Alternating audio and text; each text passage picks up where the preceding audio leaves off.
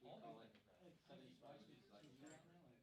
Every commercial is hits. Like Lindsay is like one commercial compared to four for Jamie Harrison. It was insane, insane. Yeah. Where were you staying? In Charleston? Huh? In Charleston or? No, I was in Myrtle Beach and I was also in Columbia. Oh, really? In both Right, so markets. he's on Everywhere. Everywhere. I wonder if he's buying time in like any of the North Carolina markets that bleed over. Yeah, yes. Charlotte one, Yes. it must be. He's got so Because- much money, he might as well. Right, sure. I mean, But also, doesn't Charlotte get a bunch of those northern suburbs? Rock Hill. Yeah, to the green. Yeah. Mm-hmm. Right. It's crazy. Nuts. I mean, that's the untold story, is that the Supreme Court stuff is just boost to these Democrats. I don't know if it's the Supreme Court stuff, but Democrats fundraising is crazy. Well, it's like 2018 is like, oh my God, look at how many Barrows raising. And what a special thing is it? Like, no, it turns out this pretty much anybody.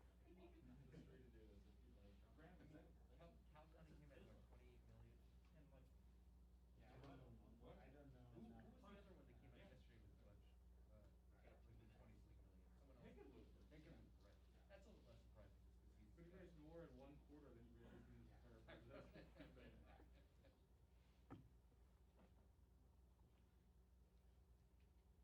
The sleeper race that I'm most interested in, that I would like, if they would just let me go view, is the Yeah, Will of Dane. absolutely. I don't know anything about that. I mean, I like both of them. She has. It's Alaska.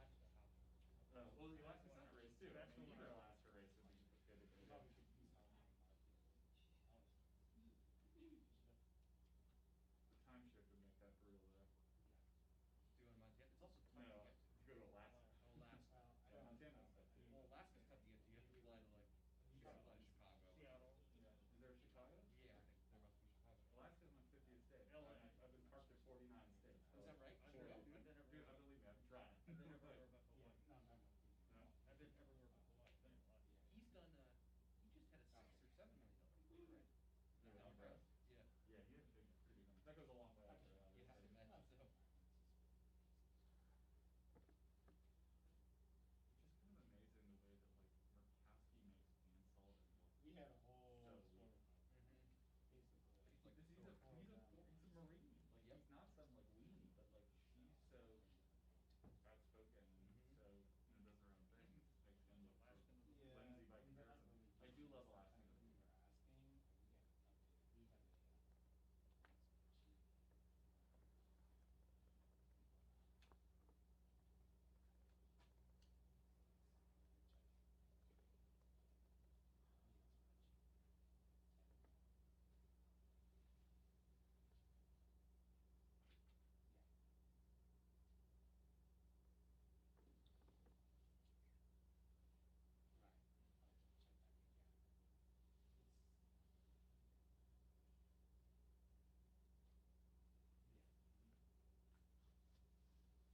Garrett, you see him?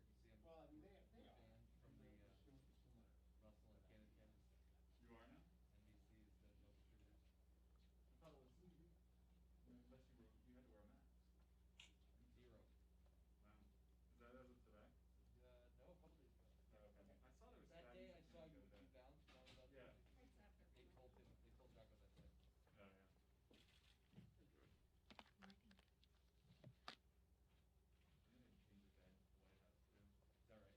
Yeah.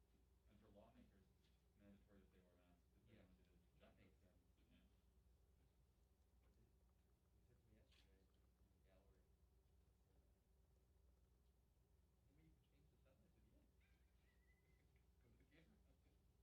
He said to me yesterday in the gallery,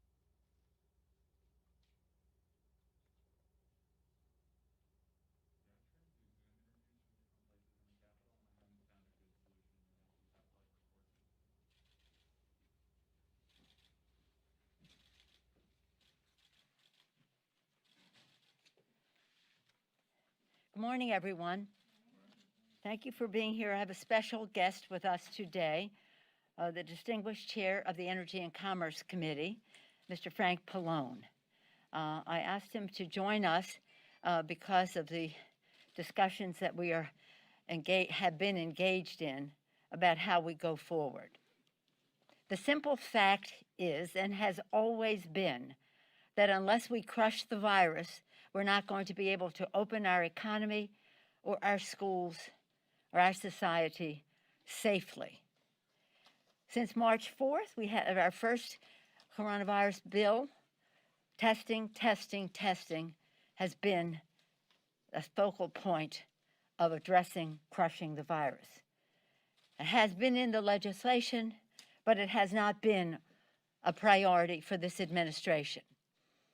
And so in our bill that we put forth, our HEROES Act, that honors our heroes, our state and local folks, who are healthcare workers, first responders, sanitation, transportation, food workers, who are on the front line, our teachers, they're on the front line. They risk their lives to save other lives, and now they may lose their jobs. In order to protect them and our children and our country, we have to do what we do in the HEROES Act, which is crush the virus. And it's not just about having the language as we have over and over, acting in goodwill that the administration would listen to the scientists when it came to testing, tracing, treatment, mask wearing, separation, ventilation, sanitation. Did I say that? Instead, this bill, HEROES, lays out the plan. And it is a plan that the Energy and Commerce Committee, under the leadership of Frank Pallone, put together based on science, on what we have to do to crush the virus. And why the administration decides to ignore science, has contempt for science, the death toll rises. Since we passed our bill nearly 5 months ago, over 100,000 more people have died, millions more have been infected because they want to ignore science and because they disdain governance. They don't want to obey science that would say, now you are required to do this or that. We're on a path that we should never have been on at this point. So when the president did his strange tweet that said, we're walking away from the negotiations, it was like, what? We've all been working very hard to find our common ground, to agree on language so that we have an understanding of what the legislation will do. We still haven't heard back on the score of the language for testing, tracing, treating. So that means that they just want money for the president to spend on who knows what, who's showing up at one of his golf clubs or something that he's going to go buy their stuff. But this is a plan, a strategic plan that Mr. Pallone will describe, and that scientists have helped put together and support. So when the president did his tweet, the one that said that he was walking away, I think he surprised a lot of people. I don't want to go into who they are right now, but it was a disservice to the discussion that we were having in good faith. When he walked away from the discussion, he walked away from our children. He walked away from how we can open up our schools virtually, actually, or in hybrid form, how we can educate our children. He walked away from poor children in our country in terms of the child tax credit and the child-dependent child credit and other initiatives that help the poorest children in our country. He walked away from what we were trying to do to put money in the pockets of the American people, food on the table, rent so they're not evicted. All of it coronavirus-centric. All of it coronavirus-centric. Not addressing any larger issue, coronavirus-centric. He walked away from our heroes. He said to those healthcare workers, police and fire, as I said before, teachers, transportation, sanitation, food workers, and the rest, we just don't care. You just don't matter. This is really appalling. The list goes on. And of course, he walked away from safety in the workplace. He walked about the lives, the livelihood, and the life of our democracy in so many ways. So here we are now planting staking out the territory so that the people will know there is a plan. And the plan isn't for the president to say that he's a perfect physical specimen. Did he say specimen? Maybe I could agree with that. And young. He said he was young. His disassociation from reality would be funny if it weren't so deadly. And his people, these enablers around who are enabling death, the death toll to rise. We have to shed a bright light on what has been possible for months that they chose to ignore because of their contempt for Congress and their disdain for governance. And so that's why, if there's one thing that has to be in this bill that he has never made as a priority, it's crushing the virus instead of the denial, delay, distortion, lack of reality that the president has all along brought to this. Let's not it be anecdotal, let it be scientific. In that regard, I'm very proud to be with Frank Pallone this morning. He has worked on this issue. He knows these health issues backward, forward, over the years. So he can place this in the context of public health, of science, about reaching as many people as possible. And let me just close by saying this. When the president did his tweet, he said, I want the Senate to spend full time, fully focus on the nomination. So I'm not going to have them be doing anything on stopping the spread of the virus is essentially what that is. Full focus on the nomination. Why? So that somebody can be in there on time for the oral arguments on November 10th to overturn the Affordable Care Act. To overturn the Affordable Care Act. This in the time of a pandemic, the president going to court and overturning the Affordable Care Act, overturning the pre-existing condition benefit that 150 million families in America depend upon, overturning the fact that tens of millions more people have access to health care, overturning the preventive and essential benefits package, overturning so many aspects of the Affordable Care Act, including if you have a senior in your family who is on long-term care, much of it paid for by Medicaid. And then to misrepresent the truth. He has a plan for that benefit. Well, we haven't seen it in 4 years. We haven't seen it in 4 years. No family in America can afford unlimited expenses that would come with not having the pre-existing condition benefit and the other provision in the bill that removes the insurance company caps of what they would spend on a person. So lives are at stake. Health is in the balance. This is deadly serious. So let's take a serious, not a skinny, not an emaciated, but a serious, appropriate approach to crushing the virus, and then talk about some of the other good things that would flow from that. With that, again, I'm proud to present the chairman of the Energy and Commerce Committee, a person who's spent decades on these issues, and we're blessed that he would have his leadership at this time to address this issue. Mr. Pallone. Well, thank you, Madam Speaker. And let me just thank you for your persistence in continuing to focus on crushing the virus, as you say repeatedly to me and to the caucus and to the American people. And you know, and what you just said, you constantly say, which is that this has to be the focus, because this is the key to everything. You're not going to be able to open the economy. You're not going to be able to recover the economy unless you crush the virus.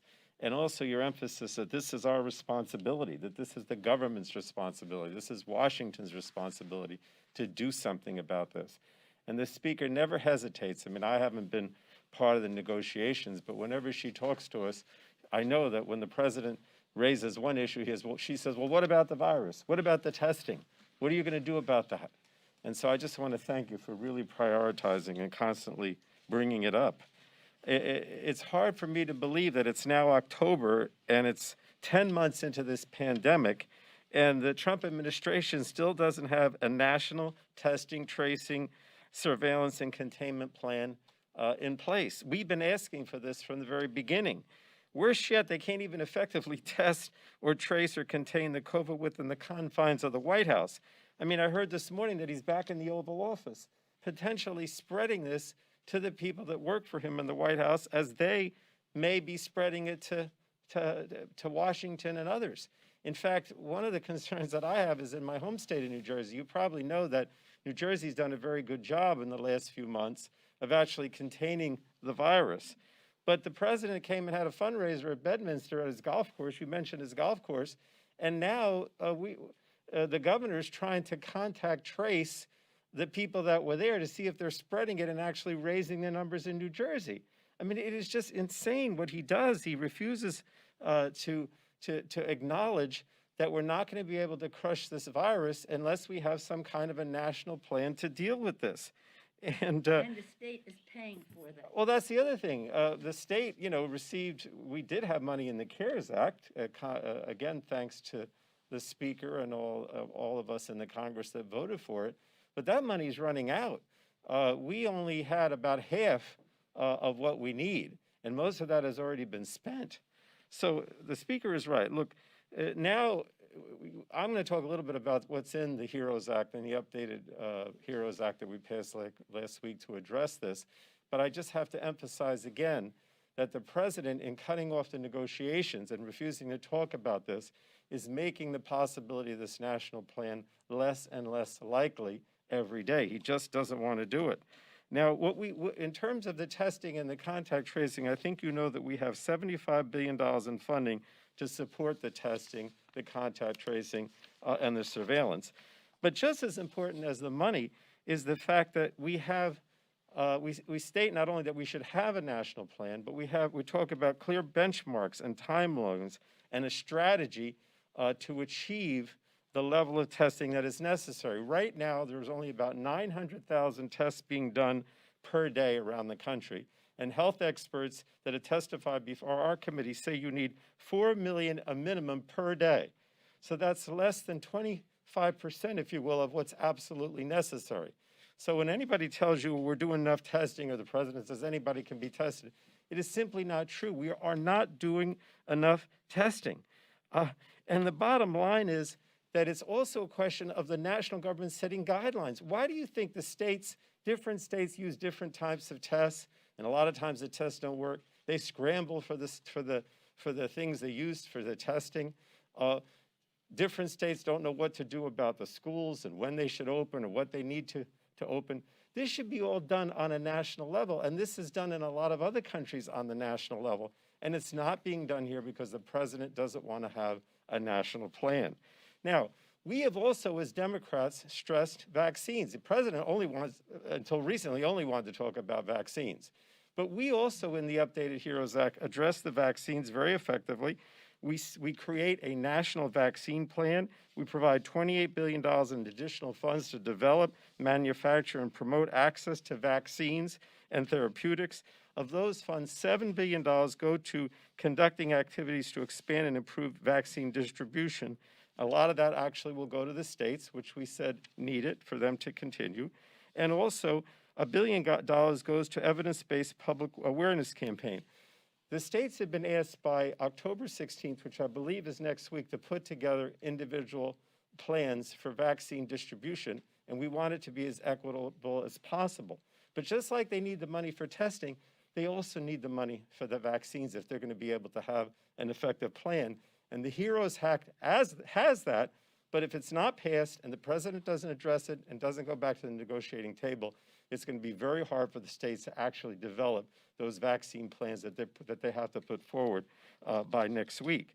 Now, all we've heard from the president until recently was vaccine, right? And it was obvious that he wanted to approve this vaccine by election day, whether or not it was going to be effective. Thank God, and I mean that, thank God, that the FDA went ahead and issued these new guidelines that make it clear that we have to have an additional 2 months from when the vaccine has been finally developed to actually test it and make sure we don't have adverse effects.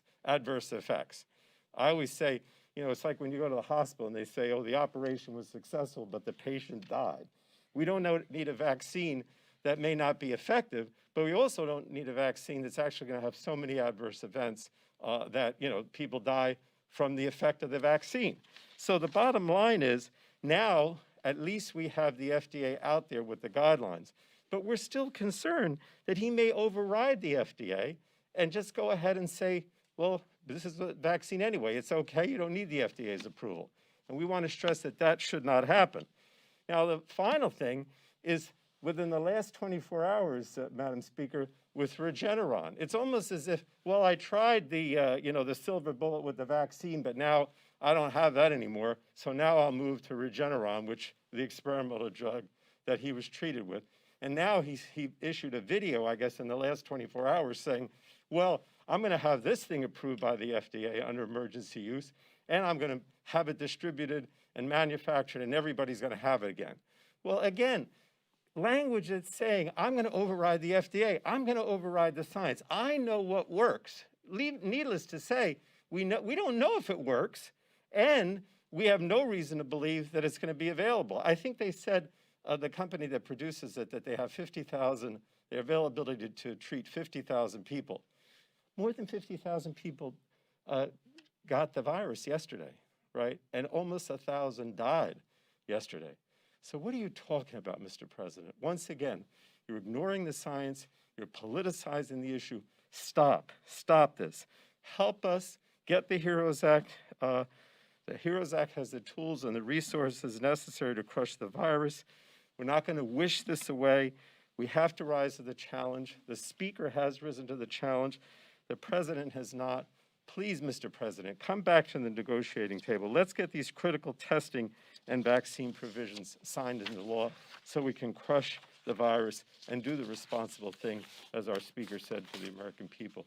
And thank you again, Madam Speaker. Thank you, Mr. Chairman. Thank you, Mr. Chairman, on that score of the language, because, again, we have put resources for testing again and again and again. But left to their own devices, they did not have a plan except to use it almost in a political way. And this is a plan to do it in a scientific way. I also want to make the point that is very important to our plan, is that we are recognizing that the communities of color have been disproportionately hit by this virus. And that's why we need the testing, tracing, treatment, separation, et cetera, addressed into those communities. And that's part of what this plan will do as well. And just to, before I take questions, to say, in every part of the bill, whether he's talking about let the states go bankrupt, I'm not doing any blue states or any of that, many of those employees are people of color. Many of them served people of color. Their rejection of doing this right is harmful to people of color, and how they want to spend their money on the schools is harmful to children of color. And so this is, people say to me, you're not going to be able to correct every ill in society in this bill. I said, that's true. This is coronavirus-centric, but I'm not going to make matters worse and solidify the disparity that we see as this virus continues to spread. When I talked to the administration most recently last evening, I said, you still haven't given us a response to the language after all this time. They admitted that. Questions on this subject? Yes, Ben. Your office has indicated that you've talked to the Secretary about a standalone bill to help the airlines. Can you update us on that progress? And to that end, with the entire economy hurting, why do the airlines deserve special treatment? Well, let me just stay with this subject, and I'll come back to you, Garrett. Let me just say this. This issue, and now the president, we pray for his health, his recovery, his family, 34 people in the White House infected by this, and still not an acceptance of what needs to be done. I think that the public needs to know the health condition of the president. There's one question that they refuse to answer. when was, before he got the virus and admitted to it, when was his last negative test? When was his last negative test? To make a judgment about the actions that were taken after that. Members of the press ask the question, it gets deflected. But it is a very important question for our country, because now the president is saying that he probably got this from the Gold Star families. Can you believe that he would say such a thing? He probably got this from the Gold Star families. So let us see a date, a time when you last tested negative before you admitted to this virus. On the subject of how we crush the virus and how we go forward, are there any questions for our chairman? Yes, sir. I just wanted to ask about the negotiations quickly. Well, about this subject, and it's related. Yeah. I will come back to it because this is central to the negotiations. It's no use saying we're going to give the administration more money to do whatever they want with it unless we get to the heart of the matter and crush this. Yes, ma'am. Madam Speaker, thank you. On this topic, it's clear that the issue is as much about the president pulling away from the negotiations, but also the Republicans in the Senate who have shown some concern about spending more money. Yet at the same time, we saw some Republican senators coming out and saying they thought it was a mistake to walk away from the negotiations. Are you in any way talking to Leader McConnell, to any of these Republican senators who perhaps could weigh in on this in a way that would help bring some resolution here? Okay, so you're not talking about this subject either. Anybody want to talk about? We all seem We're to be talking confused about the respectfully. COVID talks. What are we? Are these Do you want not to the talk about the COVID bill, or talks? do you want to talk?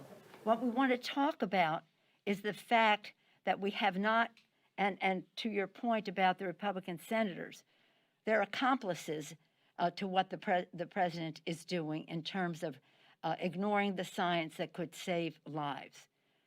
So that is the point of this, and it is central to the negotiations, and there's no way that we can just say, let's just write some checks and give it to the president so he can give it out any way he wants when he's not getting to the heart of the matter.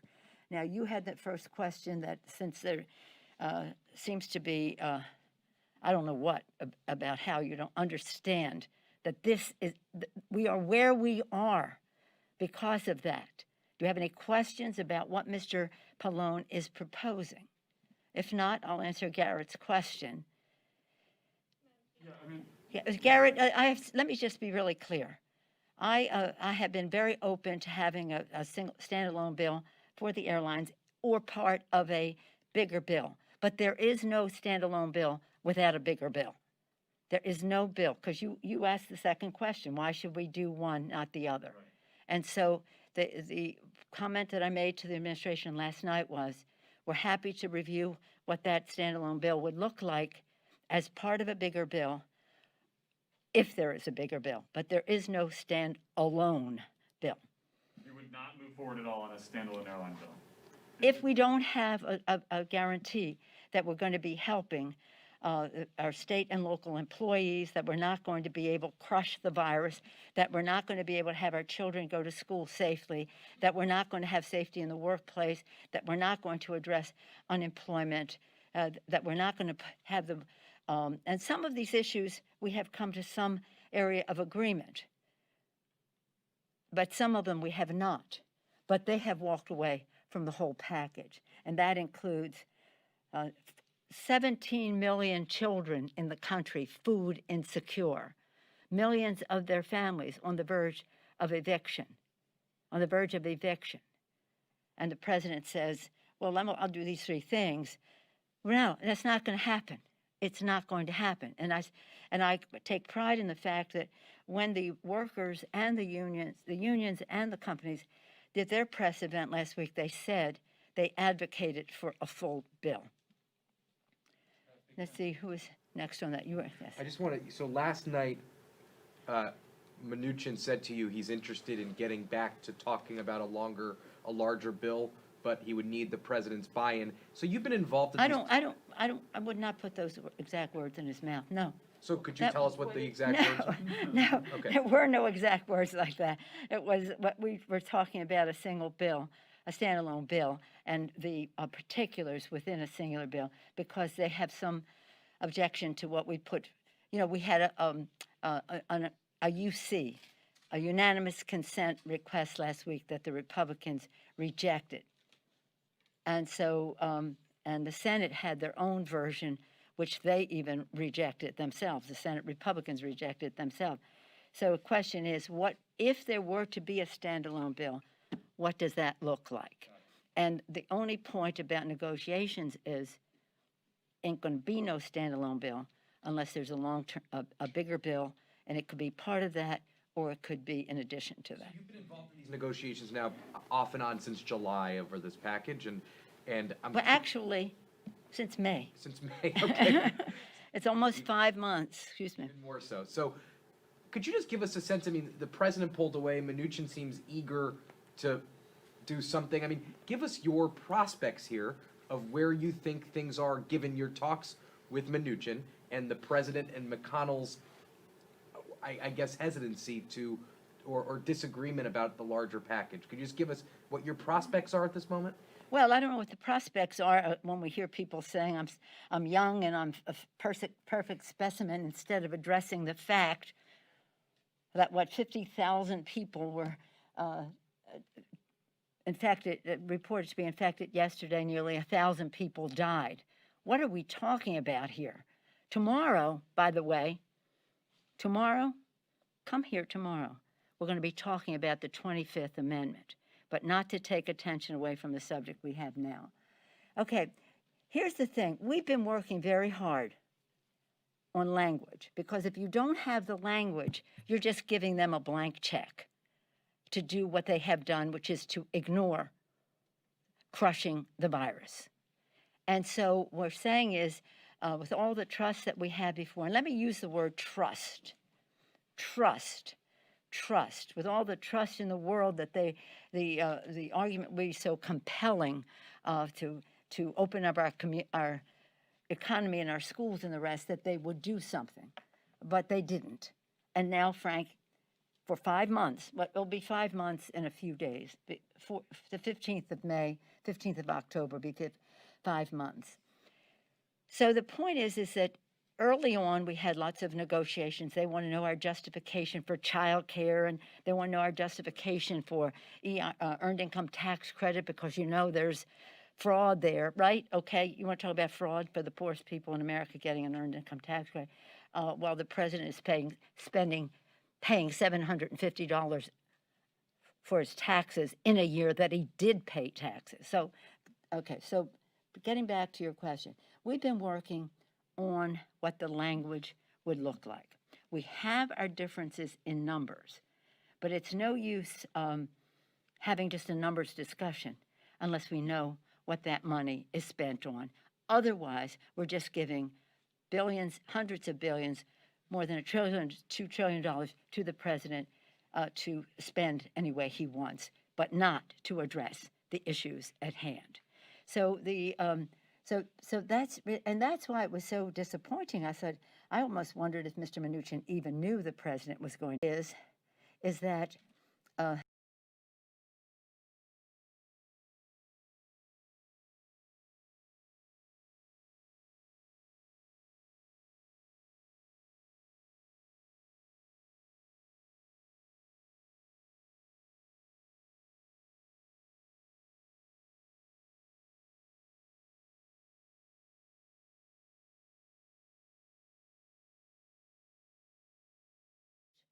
to the White House in many respects, but it is what we have to do to save lives, and that's what we intend to do. And I was optimistic, because why would you engage in all these conversations unless you were optimistic that something could come of it? And we did move in some areas, but nothing is agreed to until everything is agreed to. That's the way it always is. Optimistic, or? Are you still optimistic, or that optimistic? Well, I'm hopeful. I'm hopeful because it has to be done. If the president wants to wait until he wins the election, well, that might be an eternity. But if he wants to wait until after the election, then that would be unfortunate, because more people will die, more will be infected, more kids will have uncertainty about how they're learning, more kids will go without food. Evictions will, moratorium is a nice thing, but somebody's got to pay the rent at some point. And again, more people will be fired from our state and local government to meet the needs of the American people. So every day of delay is a problem. But again, we're not going to, again, ossify the injustices that have become part of this in terms of the communities of color and just people who have a predisposition to catching such a virus. Yes, Chad. Thank you. So in your talks with Secretary Mnuchin. Excuse me a sec. Did you have anything you wanted to add to any of that, Frank? No, you go ahead. Thank you. In your talks with Secretary Mnuchin here, do you get the sense that he is on the same page with the president? I mean, you said it seemed like there might have been the situation that he didn't know that the president was pulling out, and Kamala didn't know. I don't I've heard know from if some he did. Republicans that they haven't liked what we've heard about some of the proposals he's put forth. I believe the president probably informed. I don't know. You'll have to ask him. I asked him. He said he knew. I said, you knew he was going to tweet? You knew he was going to tweet that after you had been engaged in months of negotiations with the Speaker of the House, Article 1, the first branch of government, with all the work that we have done, respectful of your point of view, trying to find reconciliation and common ground, that the Congress of the United States would be treated with disrespect by a tweet by the president to say it's off? Is that an appropriate notification? So that he could focus full time on the nomination. So this is not the way it happens. But again, we embrace there's a bad word for that. and again, it's not about him. It's about people in America who are susceptible to this. What I'm getting at here is when he comes to your office or on the phone. He's not coming to my office. Well, I know that. He came to the office last Wednesday. Don't worry about me. I get tested all the time because I'm in conversation with the president. Really? I'll see you on the phone. But when you're on the horn with the secretary, you get the sense that the president, the chief of staff, they're all on the same page and they are, in fact, representing the position of the administration, what their negotiating position is. Well, I don't know who you mean by they all. Well, I said the chief of staff, the secretary of the treasury. I don't know about the chief of staff. I mean, I don't even do that. But the secretary of the Treasury has been designated by the president to engage in these negotiations. I have to trust of that. But why would he have these conversations if he's not speaking for the president of the United States? This is not an academic discussion. If he's not speaking for the president of the United States, there's no reason to have the conversation. I trust that he is. And I trust that he wants to understand the differences so we can try to find common ground. And hopefully we will. Now, let me just say another thing. Trust. Trust is a word that is so important in everything we do. And trust is important when we come to the vaccines. We all want to pray for a vaccine to come soon. We want to have it not one day sooner than it is safe and efficacious, but not one day later. God willing, it will come soon, and that will be an answer for us. And maybe that's what makes the administration act in the irresponsible way that they do about prevention, because they are placing so much on the vaccines. Thank God for the scientists at the FDA who are scientists, who are working 24/7. Who created warp speed, by the way, that the president launched onto? Who created warp speed? And that they will, their work, their science, their genius will be rewarded by having the appropriate clinical trials so that what comes out of it is something that we can trust, not something politicized or a timetable that is hastened because of something else. Now, Frank, do you want to speak to the vaccine piece again?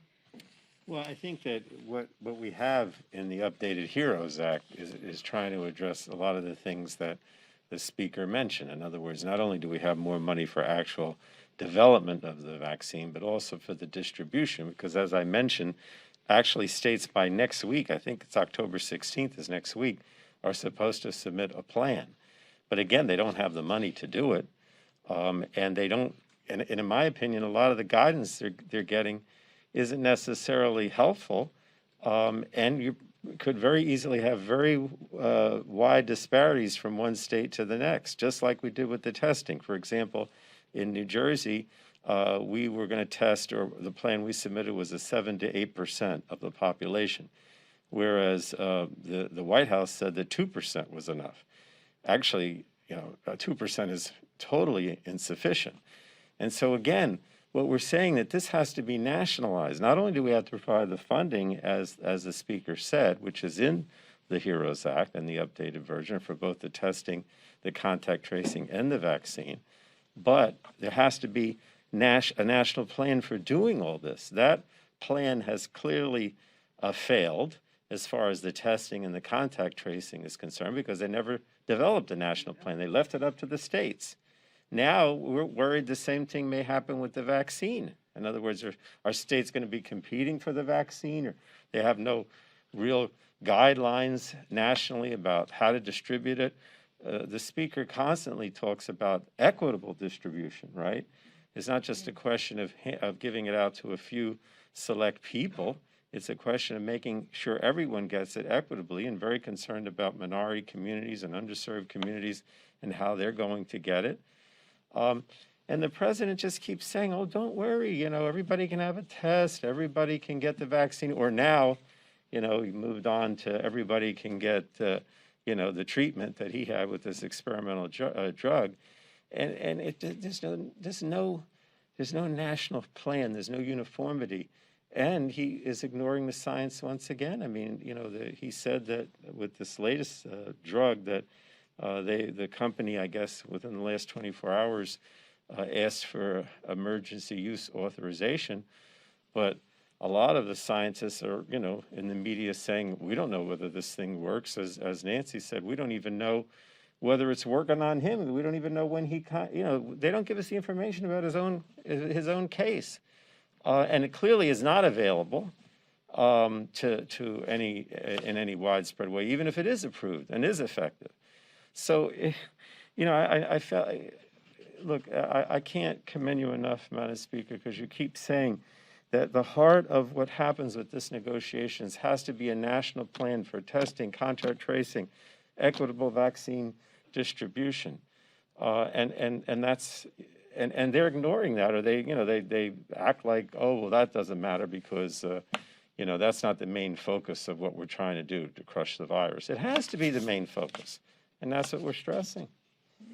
Thank you. And I come back to the word trust, because when this vaccine is put forth in a scientific way with the appropriate clinical trials and consent from the scientific advisory committee that passes on these things, that people will have trust in it and take the vaccine, because the vaccine is only as good as many people who will actually do it. And you see the numbers are very split in our country so far as to whether they would avail themselves of it. And that's why this has to be embraced for the scientific basis that it has, not ignored because of the doubt as to the timing of it that had something to do with the election, rather than the scientific evidence that it is safe and effective. Yes, sir. Just to follow up on something you just said, do you think it's time to invoke the 25th Amendment? I'll talk to you about that tomorrow. I'll talk to you about it tomorrow. I'm not talking about it today, except to tell you, if you want to talk about that, we'll see you tomorrow. But you take me back to my point. Mr. President, when was the last time you had a negative test before you tested positive? Why is the White House not telling the country that important fact about how this made a hot spot of the White House? Thank you all very much. Thank you. Thank you. Let me just say, we've told the White House, we're at the table. We're at the table. We want to continue the conversation. We've made some progress. We're exchanging language, and then